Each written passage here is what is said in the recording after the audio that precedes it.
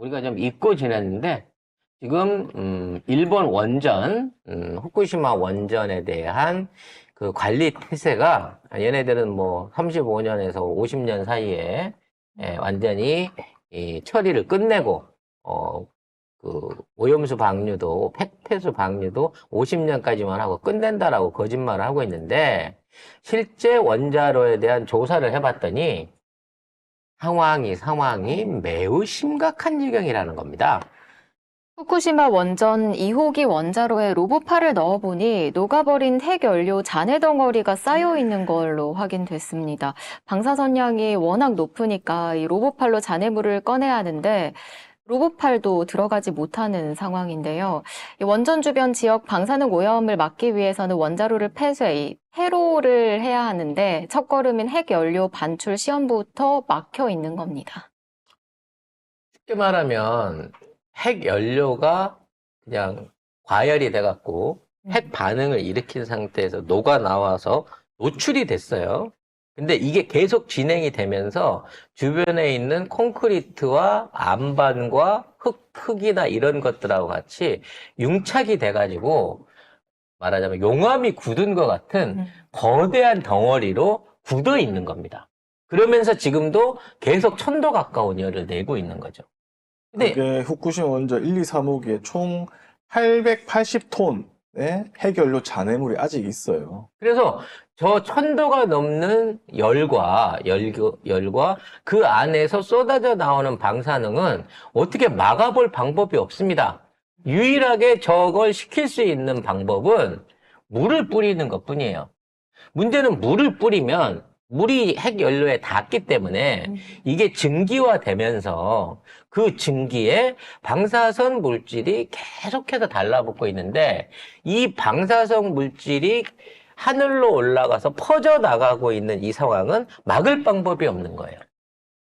그러니까 지금 있는 상황에서 물을 뿌리지 않잖아요? 지금 엉겨붙는 핵연료의 규모가 점점 더 커집니다. 주변을 계속 녹여나가면서 용암처럼 불어나는 거기 때문에 더 이상 늘어나지 말라고 물을 뿌려야 돼요. 10년 동안 물을 뿌렸어. 그래서 이 핵 안개, 핵사우나로 일본 열도 전체가 고스란히 전부 다 이 증기를 뒤집어 쓰고 있는 거죠. 이렇게 증발이 된 핵 증기 말고 증발이 안 돼서 땅으로 흘러나오는 것들 중에 토양에 흡수되지 않고 밖으로 흘러나온 것들을 모아놓은 게 지금의 오염수인 겁니다.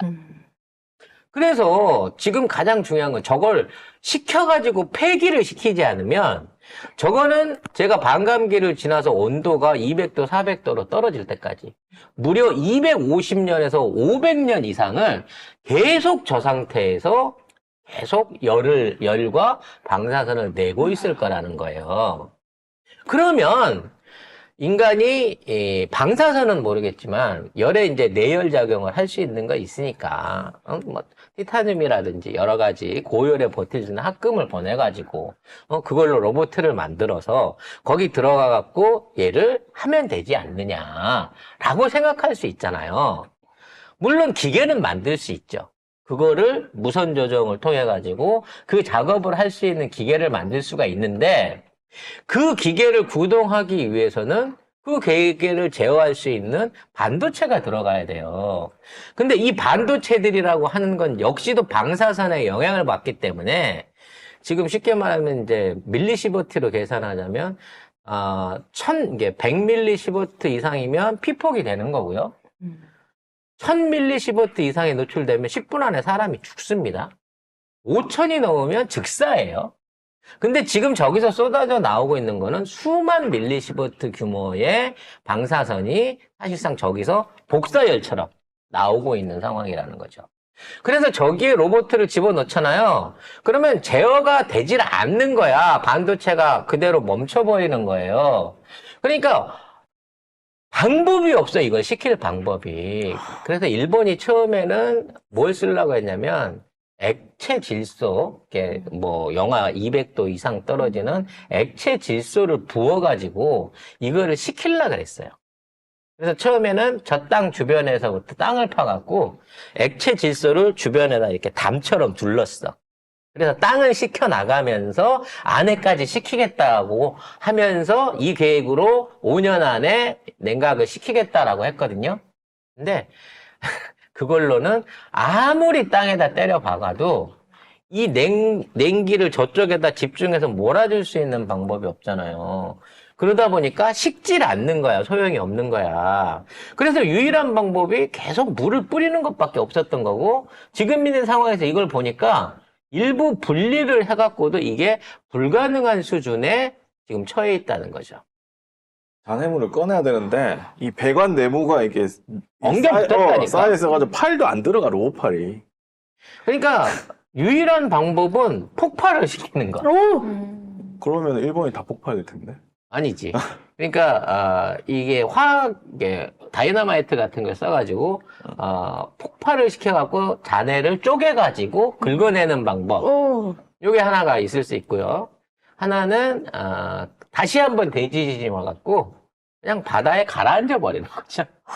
그게 해결이 안 되는 거잖아요, 결국에. 궁극적으로 해결은 되는데 일본이라는 국가의 환경이 작살나야 되는 거죠. 이미 작살나 있고. 아니, 이게 지금은 이제 천천히 죽어가고 있는데, 어, 굳이 이걸 빨리 해결하려고 하면, 빠르게 죽는. 한 방에 빠르게 죽는 방식을 선택할 수밖에 없다는 거죠. 그래서 뭐 반출구 요거를 뭐 넓히려고 하니까 원자로 자체가 붕괴할 수도 있어서 그것도 안 돼. 로봇팔도 안 들어가. 꺼낼 수가 없어. 아무것도 할 수가 없는 거예요, 지금.